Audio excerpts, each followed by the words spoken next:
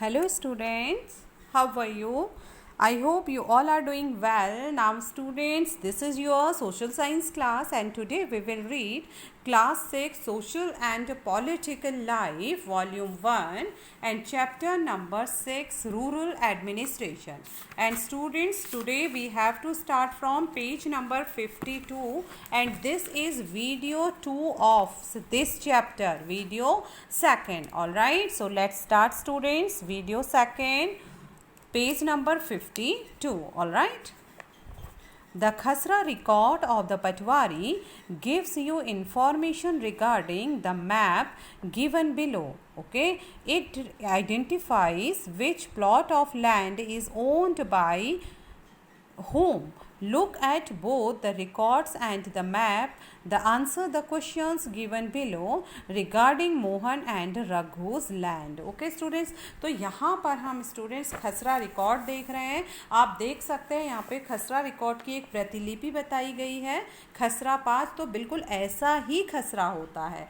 ठीक है, खसरा मीन्स उस ज़मीन का जो रिकॉर्ड होता है, जो दस्तावेज होता है. ठीक है, तो हम यहाँ पर पढ़ेंगे द खसरा record of the Patwari gives you information. जो खसरा रिकॉर्ड होता है, खसरा कहलाने वाले इस रिकॉर्ड में पटवारी ने ज़मीन के नक्शे के मुताबिक सूचनाएं भरी हुई हैं. ओके, तो खसरा कहलाने वाले इस रिकॉर्ड में पटवारी ने नीचे दिए गए ज़मीन के नक्शे के मुताबिक सूचनाएं भरी हैं. Okay, it identifies which plot of land is owned by home.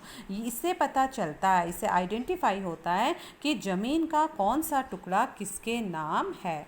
Look at both the records and in the map and answer the questions given below regarding Mohan and Raghu's land. Okay, so look at both the records. अब आप इन दोनों records को देखिए और मानचित्र को देखिए और कुछ क्वेश्चंस जो नीचे दिए गए हैं उसके आंसर बताइए regarding Mohan and Raghu's land. Mohan और रघु की ज़मीन के से संबंधित. ओके, तो स्टूडेंट्स आप यहाँ पर देख सकते हैं ये खसरा 5 है जिसमें मोहन और रघु की ज़मीन के बारे में इंफॉर्मेशन दी गई है खसरा में पटवारी के द्वारा. तो सबसे पहले number 1 2 3. Okay, so on area in hectare. ठीक है, क्षेत्र हेक्टेयर में. Next name of owner, father और हस्बैंड्स नेम, एड्रेस. ओके, तो यहाँ पर students name of owner means जमीन मालिक का नाम, उसके पिता या पति का नाम और एड्रेस और उसका पता. Okay, now next one, if it is rented to some other farmer, their name and rent received. Okay, यदि यह किसी को किराए पर दिया गया है, किसी किसान को किराए पर दिया गया है, तो आपको उस किसान का नाम भी यहाँ पर लिखना है और नहीं दिया गया है तो आपको नहीं लिखना है. Okay, now next area cultivated this year. और इस साल कल्टिवेटेड मीन्स खेती करना. इस साल कितनी खेती की गई है इन ज़मीनों पर. Crop grown. ठीक है, क्रॉप ग्रोन मीन्स फसल जो उगी उन ज़मीनों में. एरिया क्षेत्र एंड सेकेंड क्रॉप ग्रोन और दूसरी कौन सी फसल यहाँ पर उगी. ओके, एंड नेक्स्ट है area not cultivated fallow land. ठीक है, तो यहाँ पर बताया गया है कि कितनी वह ज़मीन पर कल्टिवेट किया गया था, कितनी ज़मीन पर खेती की गई है या परती हुई ज़मीन. एंड हेयर फैसिलिटीज़, क्या क्या फैसिलिटीज़ इस खेत में है, क्या क्या सुविधाएं इस खेत में हैं. ठीक है, तो students number 1 area in hectare, कितना खेत है हेक्टेयर में 0.75 हेक्टेयर है. Okay, next Mohan son of Raja Ram. Okay, son of Raja Ram. Village, okay, village Amarapura owner. Okay, तो यहाँ पर बताया गया है कि मोहन, जिसका कि पापा का नाम राजा राम है, ये गांव अमरापुरा में है और ये ही मोहन ज़मीन के मालिक हैं. ओके, उसके अलावा स्टूडेंट्स अब पूछा जा रहा है कि क्या ये दूसरे किसान के नाम पर है, तो आंसर इज़ नो, नहीं है. ठीक है, और कौन सी क्रॉप ग्रोन यहाँ पर इस खेत में हुई, सोयाबीन की. और कितने हेक्टेयर में हुई, 0.75 हेक्टेयर में. फिर नंबर 2 की इंफॉर्मेशन है स्टूडेंट्स, कितना एरिया हेक्टेयर है, 3. 3 हेक्टेयर यहाँ पर क्षेत्र है और ये रघु की ज़मीन है। Raghuram son of Ratanlal, village Amarapura owner. ठीक है, रघुराम वल्द रतनलाल मीन्स कि सन ऑफ रतनलाल, गांव अमरापुरा, ज़मीन का मालिक। और क्या इसने किसी फार्मर को दिया है? नो। ओके, और कौन सी फसल यहाँ पर उग रही है? Soybean, wheat and irrigated. ठीक है, तो यहाँ पर सोयाबीन की फसल और गेहूं की फसल है और कितने हेक्टेयर में हो रही है, कितने क्षेत्र में? 1.75 and here 0.25 area not cultivated, जो एरिया कृषि भूमि योग्य नहीं है, जिस पर कोई भी खेती नहीं की गई है। Okay, now third one 6.0। Okay, 6.0 hectare and Madhya Pradesh government grass land. तो यह सरकारी ज़मीन है, मध्य प्रदेश की गवर्नमेंट लैंड है, सरकारी घास का मैदान है। ओके, क्या ये किसी फार्मर को दिया गया है? नो। ठीक है, एंड यहाँ की इसमें कोई फसल नहीं होगी है, कोई क्षेत्र में फसल नहीं होगी, तो सब में हम ब्लैंक छोड़ देंगे। ओके, एंड यहाँ पर कोई फैसिलिटीज़ है? Yes, well one working grazing. ठीक है, यहाँ पर कुआं एक है जो चालू है और चरागाह यानी घास का मैदान यहाँ पर है। तो स्टूडेंट्स, यहाँ पर आपको कुछ क्वेश्चंस के आंसर आपको अटैम्प्ट करने हैं। ये क्वेश्चन आंसर आप अपनी रफ कॉपी में लिखिए। एक बार फिर से आप क्वेश्चन आंसर करने से पहले इस खसरे को देखिएगा, इस रिकॉर्ड्स को देखिएगा, उसके बाद आप इजीली क्या करेंगे?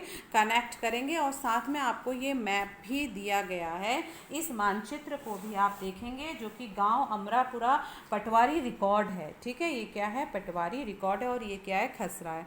तो फर्स्ट क्वेश्चन है students, who owns the land south of Mohan's field. ठीक है, मोहन के खेत के दक्षिण में जो जमीन है वह किसकी है? तो आप यहाँ पर कोशिश करिए इसको देखने की। Okay, and whenever school will reopen I will tell you your answers. All right, तब आपको ये आंसर्स हम टैली भी करेंगे और बताएंगे भी। तो अभी आप खुद से कोशिश करिए, क्योंकि आपके पास दोनों खसरा भी और पटवारी रिकॉर्ड्स भी है, तो आप अपने व्यूज़ इसके बारे में लिखिए, इस क्वेश्चन के बारे में। Who owns the land south of Mohan's field, Mohan के खेत के दक्षिण में जो जमीन है वह किसकी है? Second, mark the common boundary between Mohan's and Raghu's land, Raghu और मोहन की जमीन के बीच की सीमा पर निशान लगाइए। Okay, third one, who can use field number 3। Okay, खेत संख्या 3 को कौन इस्तेमाल कर रहा है?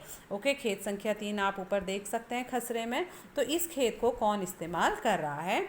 Number 4, what information can one get for field number 2 and field number 3, means कि खेत संख्या 2 और 3 से संबंधित क्या क्या जानकारी हमें मिल सकती है? ओके, और यहाँ पर कुछ चिन्ह बताए गए हैं स्टूडेंट्स, लीजेंड, जैसे बाउंड्री आप यहाँ पर देख सकते हैं पटवारी के रिकॉर्ड्स में, बाउंड्री को डैश से इंडिकेट किया गया है, वेल को सर्किल डॉट से, एंड ग्रासलैंड को आपने देखिए कैसे किया हुआ है, कच्चा रोड, पक्का रोड एंड ट्री। तो आप इसकी हेल्प भी यहाँ पर ले सकते हैं। ओके, तो इसे करने में आपको बहुत मज़ा आएगा students. Now next page number 53. All right, so let's read page number 53. Okay, and keeping track of all this is the work of the revenue department of the government.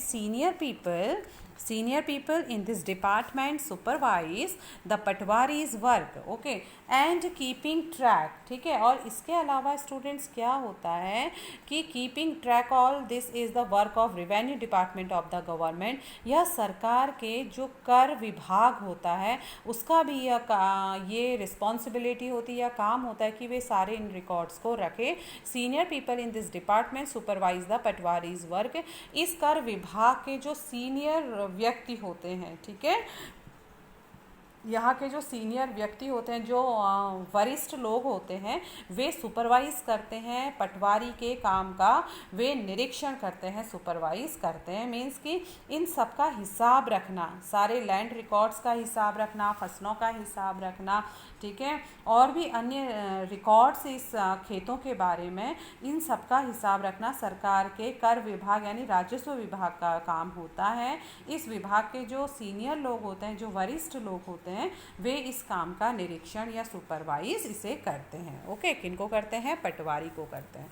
Okay, Now next, all states in India are divided into districts for managing matters relating to land. These districts are further subdivided.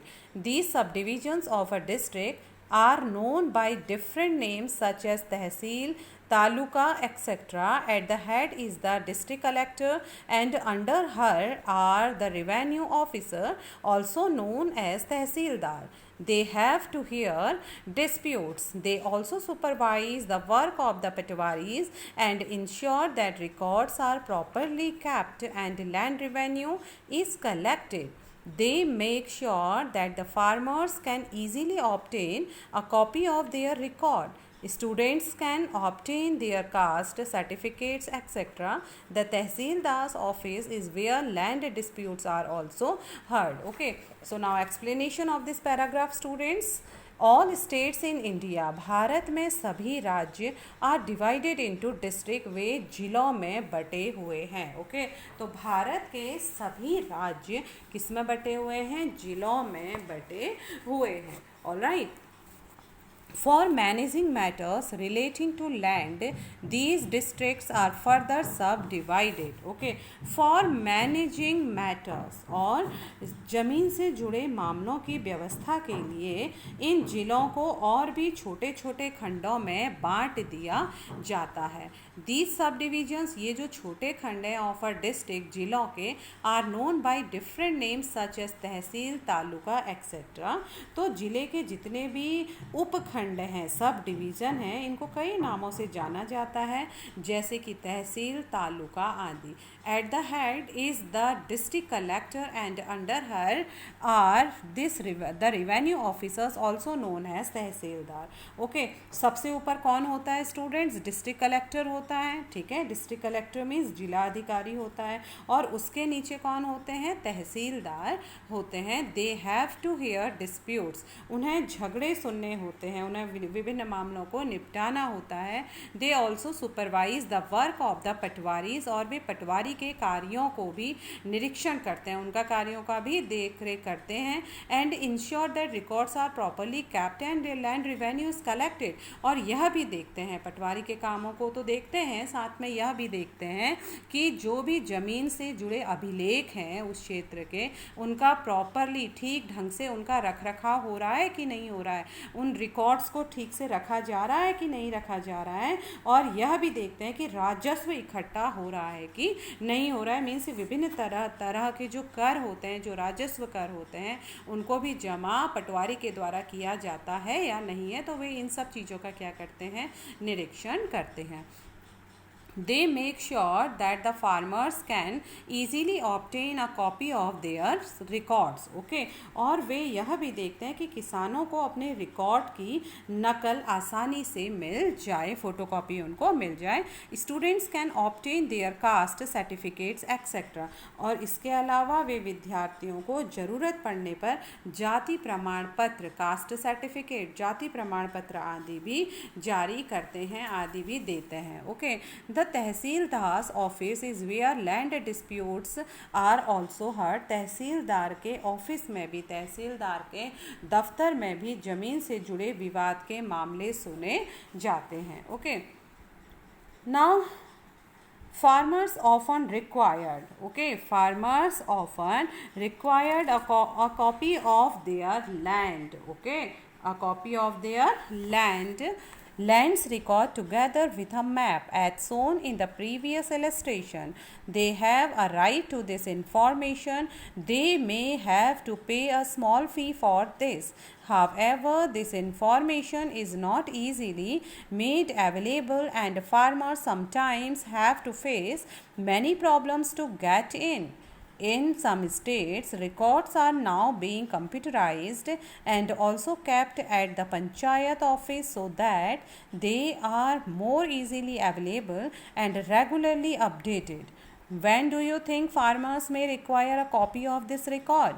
Study the following situations and identify the cases in which these records would be necessary and why. Okay, farmers often require a copy of their lands record together with a map. Okay, तो जब भी किसानों को अपने अक्सर खेतों के नक्शे या रिकॉर्ड की ज़रूरत पड़ती है, ओके, तो किसानों को अक्सर अपने खेत के नक्शे और रिकॉर्ड की ज़रूरत पड़ती है। As seen in the previous illustration, जैसा कि पहले बताया गया था, they have a right to this information, और उनको इसका अधिकार भी है, ठीक है। दे मे हैव टू पे a small fee for this, इसके लिए उनको एक नॉर्मल सी, एक आसान सी उनको कुछ शुल्क देना पड़ता है, फीस देना पड़ता है। Alright, however this information is not easily made available and farmers sometimes have to face many problems to get it in, okay। तो हालांकि कई बार उनको ये रिकॉर्ड आसानी से नहीं मिलते और लोगों को इसको हासिल करने के लिए कई मुश्किलों का सामना करना पड़ता है, ये इजीली नहीं मिल पाता।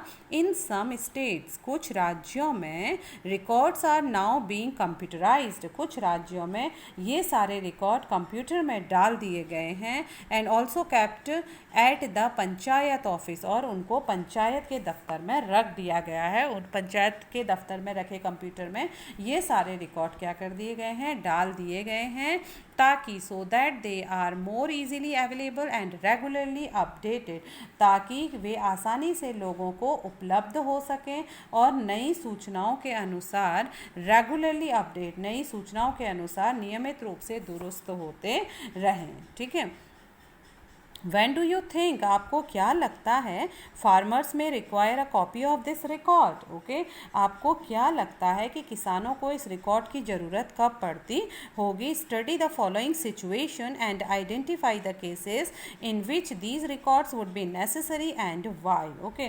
स्टडी द फॉलोइंग सिचुएशन, तो नीचे दी गई सिचुएशन को, नीचे दिए गई स्थिति को पढ़िए और उन मामलों को आइडेंटिफाई करिए, उन केसेस को आइडेंटिफाई करिए, पहचानिए, in which these records would be necessary and why, की जिनमें ज़मीन के रिकॉर्ड अनिवार्य होते हैं, और यह भी बताइए कि यह किस लिए ज़रूरी होते हैं, okay. First one students, a farmer wants two by a plot of land from another, एक किसान जब दूसरे किसान से ज़मीन खरीदना चाहता है तब ये रिकॉर्ड्स बहुत ज़्यादा ज़रूरी होते हैं। Second one, a farmer wants to sell her produce to another, जब एक किसान अपनी फसल को दूसरे को बेचना चाहता है, okay.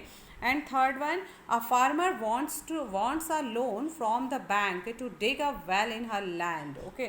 A farmer wants a loan from the bank, एक किसान को अपनी ज़मीन में कुआं खोदने के लिए, ठीक है, डिग अ वेल, कुआं खोदने के लिए जब किसकी आवश्यकता होती है, लोन की, यानी कर्ज की। एक किसान को अपनी ज़मीन में कुआं खोदने के लिए बैंक से कर्ज चाहिए होता है। A farmer wants to purchase fertilisers for his field, okay. A farmer wants to purchase, जब एक किसान फर्टिलाइजर्स यानी उर्वरक या खाद खरीदना चाहता है फॉर हिज फील्ड, अपने खेत के लिए। All right, and last topic, a farmer wants to divide his property among his children, जब एक किसान अपने ज़मीन को अपने बेटे और बच्चों पर, अपने बेटे बेटियों पर या फिर बच्चों पर बांटना चाहता है, तो तब भी उसको इसकी आवश्यकता होती है। Alright students, now here a daughter's wish, okay। a daughter's wish means कि एक बेटी की इच्छा, एक बेटी की क्या इच्छा है, क्या चाह है। चलिए इसे पढ़ते हैं। Father inherited our house from his father and everyone says he will leave it to brother, but what about me and my mother, okay।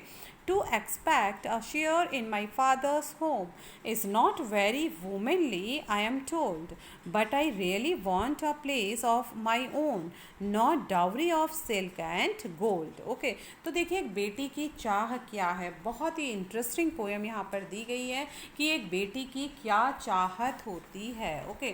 Fathers inherited our house from his father, तो वे कहती है inherited means विरासत में, okay.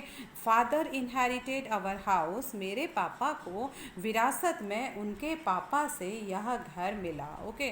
Means कि विरासत में मिला यह घर, पापा को अपने पिता से यही घर मिला।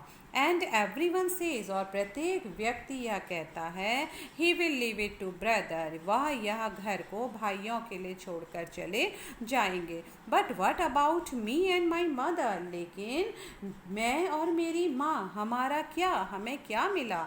To expect a share in my father's home, तो वे कहती हैं कि मुझे मेरे पापा के घर में मैं भी हिस्सा चाहती हूँ, पिता के घर में हिस्से की बात। Okay, is not very womanly I am told, औरतें नहीं किया करती लेकिन मैंने बता दिया।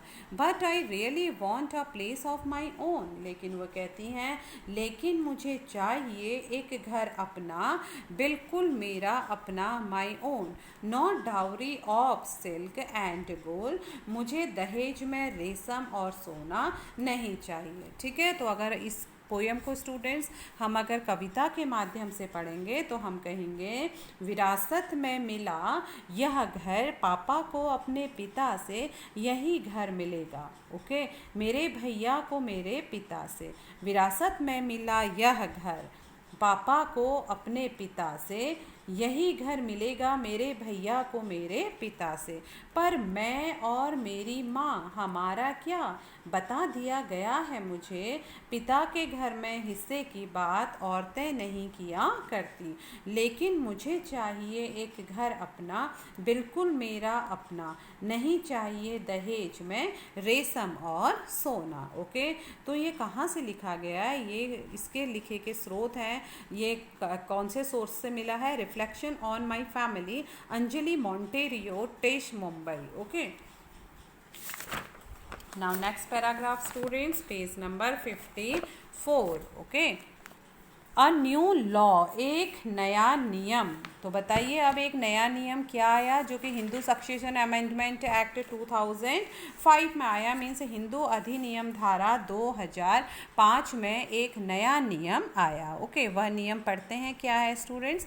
Often when we think of farmers who own land, okay, we think of men, women are seen as people who work on the fields, but not as people who owned agricultural land. Till recently in some states, Hindu women did not get a share in the family's agricultural land.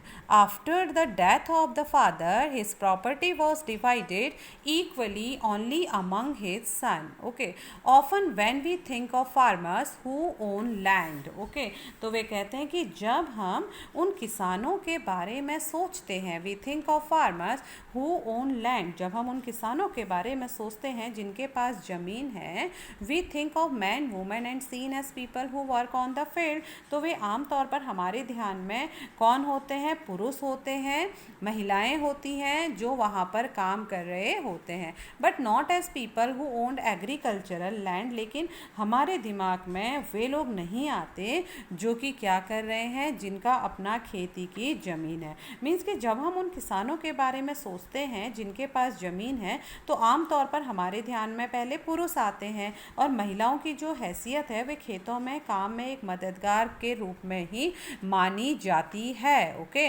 Women are seen as people who work on the fields, महिलाओं को केवल इस नज़र से देखा जाता है कि वे खेतों में हमारी मदद करेंगे, but not as people who owned agricultural land, लेकिन उनके बारे में ज़मीन के मालिक के रूप में कभी भी नहीं सोचा जाता। किसके? महिलाओं के बारे में।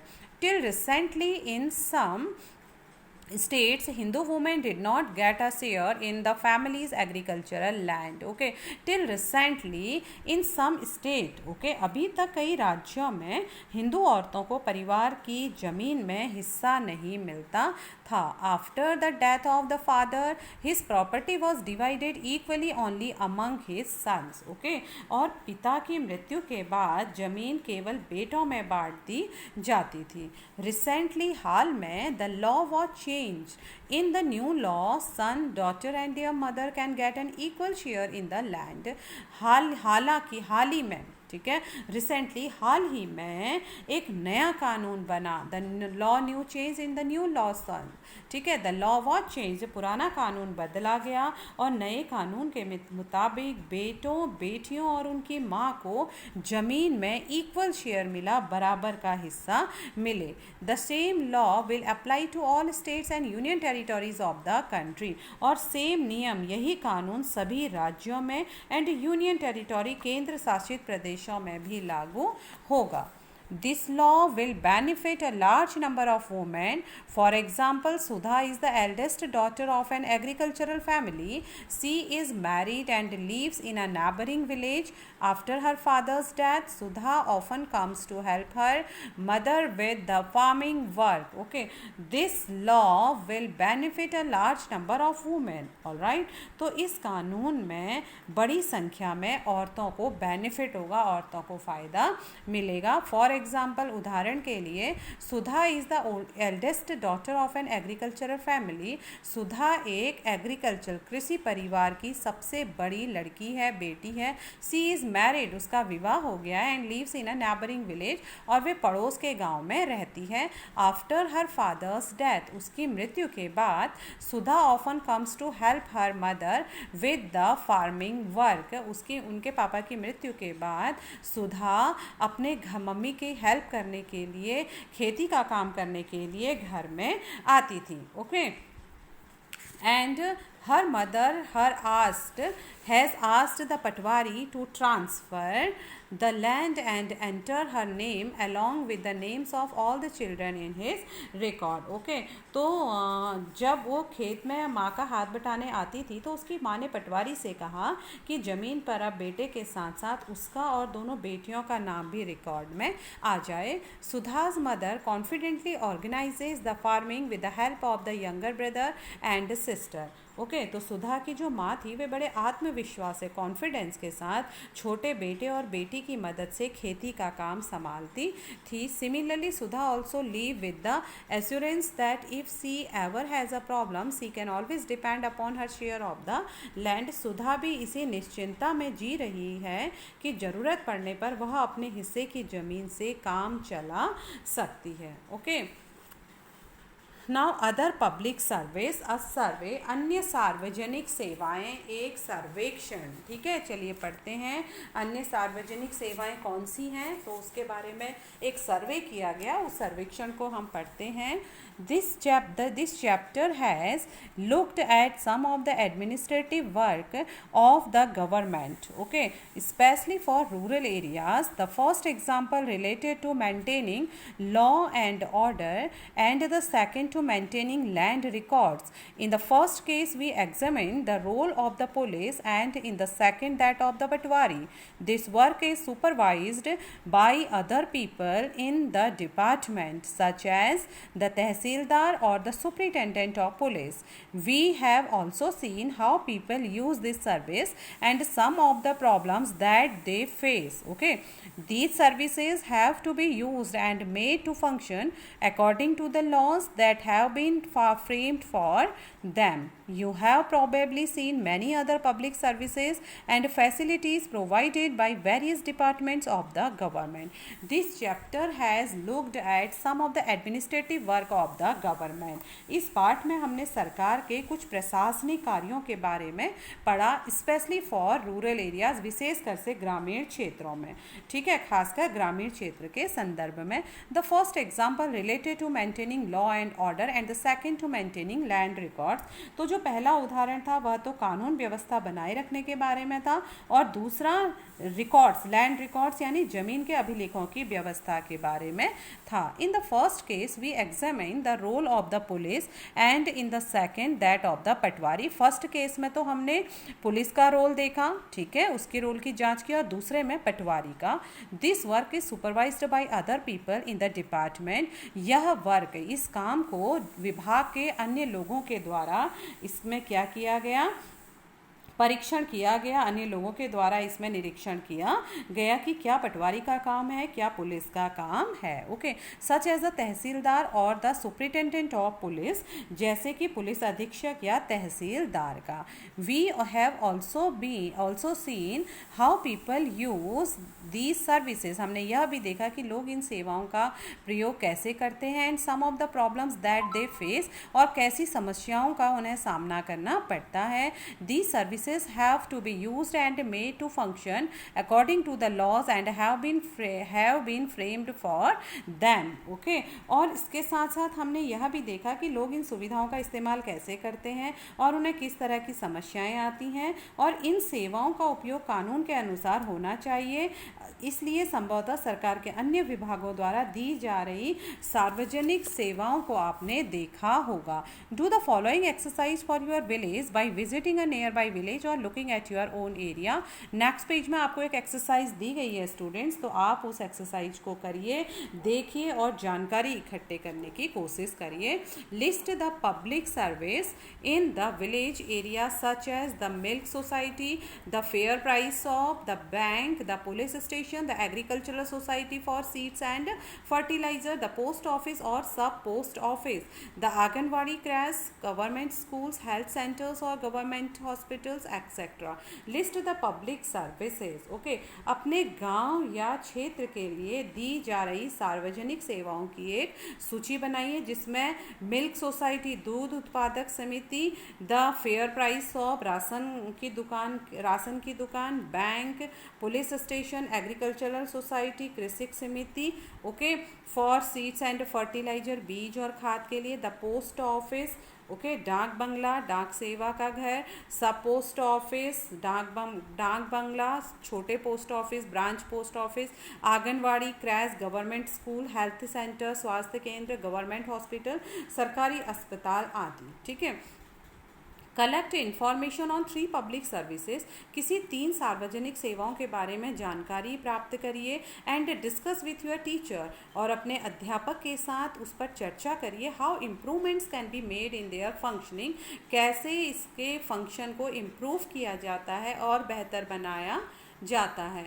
And one example has been worked out, एक एग्जाम्पल यहाँ पर दिया गया है। Okay, one example has been worked out. All right, now students, हम एक एग्जाम्पल यहाँ पर दिखाते हैं आपको, तो इसी के अकॉर्डिंग आप किसी 3 सार्वजनिक सेवाओं का आप पता लगाएंगे, चर्चा करेंगे। जब हमारा स्कूल रीओपन होगा तो आपको ऐसे करके फिल करना है स्टूडेंट। जैसे पब्लिक सर्विस पहले है fair price shop, ration shop, ठीक है, तो उसमें what work you notice about their work, कौन सा काम यहाँ पर किया जाता है। देखिए इसमें एग्जाम्पल बहुत अच्छा दिया गया है। द शॉप वॉज ओपन, दुकान खुली है। 3 पीपल केम, 3 लोग आते हैं। They all had yellow cards, तीनों के पास पीला कार्ड है। They bought sugar and rice, kerosene was not available, वे चीनी और चावल ले जाते हैं लेकिन मिट्टी का तेल उपलब्ध नहीं था।